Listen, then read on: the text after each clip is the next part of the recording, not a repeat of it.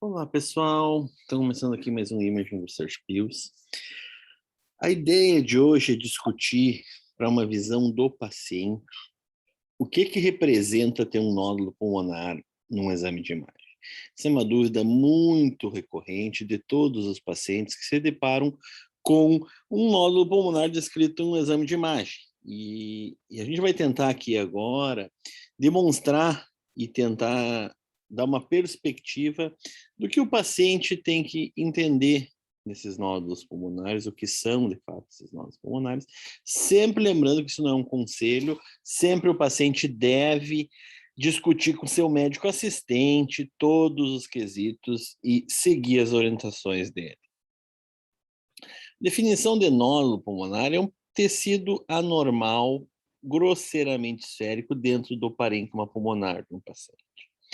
Do ponto de vista patológico, essa é a definição, e do ponto de vista de radiologia, é uma opacidade, que é o que a gente chama um aumento da densidade do pulmão, não maior que 3 centímetros. Quando isso é menor que 1 centímetro, por vezes, a gente usa o termo pequeno nódulo, e quando isso é menor que 4 milímetros, a gente usa o termo micronódulo para avaliar, né? Existem basicamente 2 tipos de nódulo, um que é bem sólido, com uma densidade bem de músculo propriamente dito, uma textura semelhante a de músculo, e um semissólido, que é um nódulo que tem mais ar de permeio, que é um nódulo que tem uma densidade menor. Isso vai ser importante no acompanhamento desses nódulos. E a primeira coisa que os pacientes têm que saber é o quão comum é ter um nódulo de pulmão. E aqui, pessoal, um estudo que a gente realizou há alguns anos atrás para ver com crianças que tinham feito tomografia por outro motivo, então já para fazer uma correção num problema de cirurgia ósseo da parede torácica, e a gente identificou que 75% dos pacientes têm pelo menos um nódulo de pulmão. Então é muito mais comum ter do que não ter nódulo de pulmão, né? Uma das coisas importantes aqui de se saber é que a grande maioria desses nódulos tiveram menos de 3 milímetros de tamanho. Então é comum ter nódulo, mas é comum ter nódulo muito pequeno, né? Nódulos pequenos no parênquima pulmonar são extremamente comuns, né? E não representam, em sua grande maioria, problemas. Quando esses nódulos são maiores, aí a gente começa a ter que se preocupar com esses nódulos e pensar que eles possam corresponder não a uma entidade benigna cicatricial, que é a grande probabilidade dos nódulos pequenos. Isso é uma cicatriz de um processo inflamatório que o paciente teve em alguma fase da sua vida, né?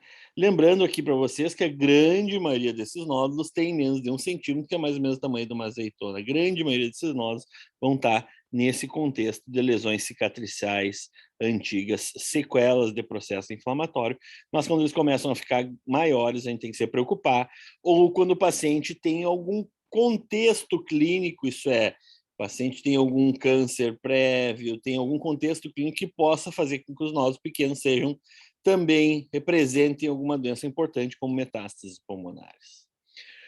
Uma das coisas que tem que saber é que raio-x é um método muito pouco sensível para a detecção de nódulos pulmonares. A gente pode perder lesões enormes, né? Não já nódulos, mas massas pulmonares. E o papel do raio-x para excluir ou para encerrar a investigação de nódulos pulmonares também é muito ruim. A gente só vai poder excluir investigações com raio-x quando esses nódulos forem menores que 6 milímetros. Esse é um estudo que a gente mostrou isso. Quando nódulos são menores que 6 milímetros no raio-x, a gente não tem por que se preocupar. Os demais, mesmo que com qualquer achado imagético, eles devem prosseguir para uma investigação que quase sempre vai cair numa tomografia, que é o próximo método de avaliação e é o método que, de fato, descobre a grande maioria dos nódulos. E a gente vai cair aí em 3 grandes contextos. Nódulos benignos, que são a grande maioria, e a gente tem 3 critérios para eles. Os nódulos malignos, que sugerem muito neoplasia, e os indeterminados. Os nódulos benignos, pessoal, a presença de gordura sugere uma neoplasia benigna e que não deve se preocupar. Então, a gente tem como, com um estudo tomográfico, saber se tem gordura ou se não tem gordura no nódulo. Isso sugere uma lesão benigna e a gente não precisa fazer nada. Os nódulos perifissurais são os nódulos que estão muito próximos da pleura e também são nódulos benignos, que a gente não tem indicação de continuar a investigação. Eles têm muito baixa probabilidade de ser alguma coisa maligna.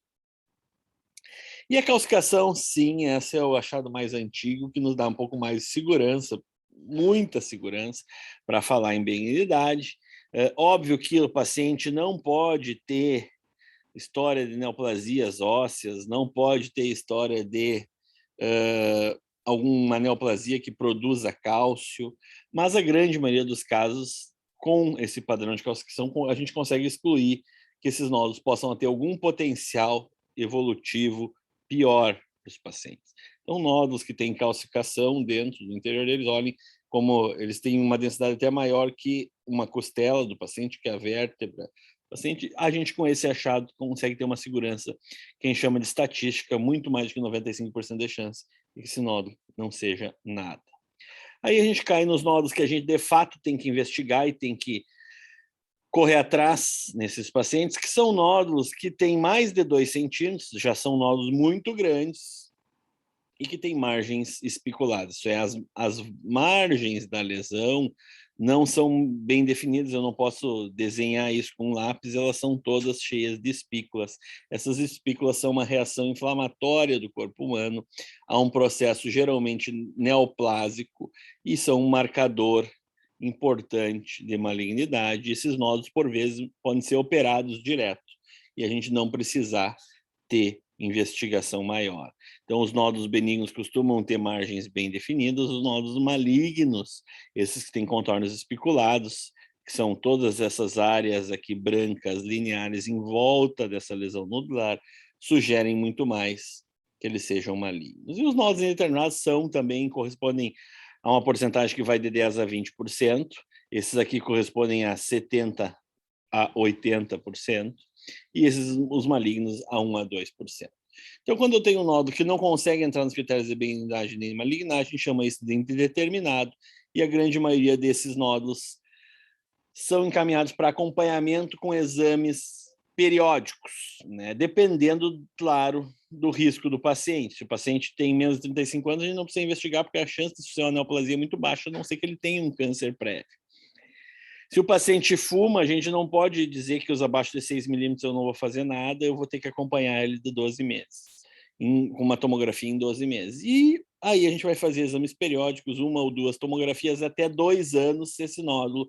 E aqui entra aquela divisão do nódulo bem sólido, do nódulo semissólido, que isso aqui vale para os nódulos bem sólidos acompanhar por 2 anos. Se ele ficar imutável, a gente vai considerar, isso é, se ele não crescer, a gente vai considerar ele como benigno.